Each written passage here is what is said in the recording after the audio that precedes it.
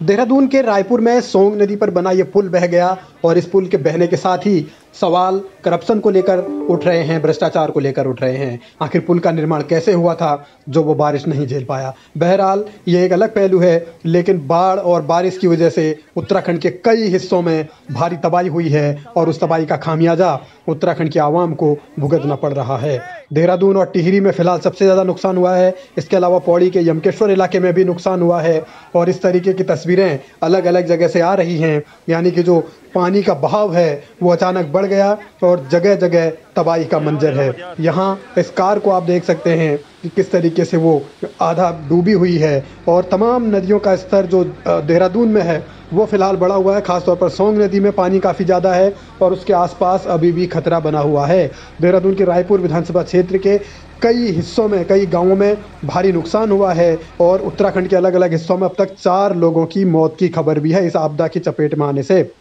यानी अगस्त में ये जो आफत काल आया है उसके बाद तमाम तरीके की परेशानियां हैं, चुनौतियां हैं। देर रात कई जगह बादल फटा और जब इस तरीके की सूचनाएं मिली तो मुख्यमंत्री धामी खुद भी चले गए वहाँ जहाँ जहाँ नुकसान हुआ है देहरादून में। उन इलाकों का उन्होंने जायज़ा लिया, लोगों से मुलाकात भी की, बातचीत की और धामी ने ये भरोसा ज़रूर दिया है कि जो भी नुकसान हुआ है उसकी भरपाई होगी और फिलहाल फौरी तौर पर जो राहत बचाव का काम है वो तेज़ किया जाएगा। यानी कि जिन जिन लोगों को तकलीफ़ है, परेशानी है, उन तक मदद कैसे पहुँचे ये सरकार की प्राथमिकता है, धामी ये बता रहे हैं। लेकिन तस्वीरें बयां कर रही हैं कि तबाही कितनी भयानक है और किस तरीके से नदी किनारे रहने वाले लोग खास तौर पर परेशान हैं। बरसाती नदियां हैं, नाले हैं, वो पूरे उफान पर हैं। काफ़ी अतिवृष्टि हुई है।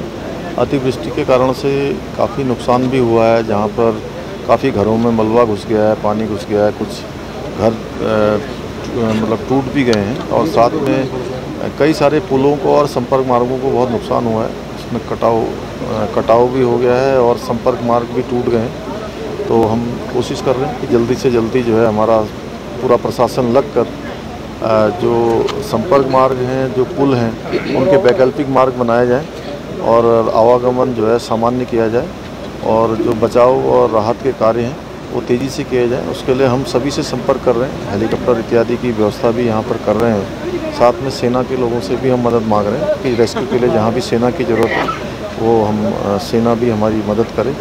तो सेना के लोगों ने भी कहा है कि अभी दिन तक जो है वो इस पर काम करेंगे, व्यवस्था करेंगे।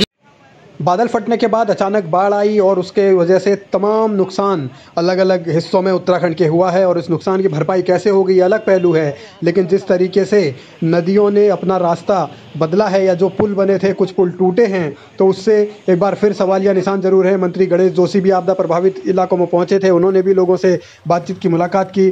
धामी खुद लगातार एक्शन मोड में है, वो आपदा कंट्रोल रूम भी गए, वहाँ से भी उन्होंने पूरे राज्य की आपदा के हालात का जायज़ा लिया है।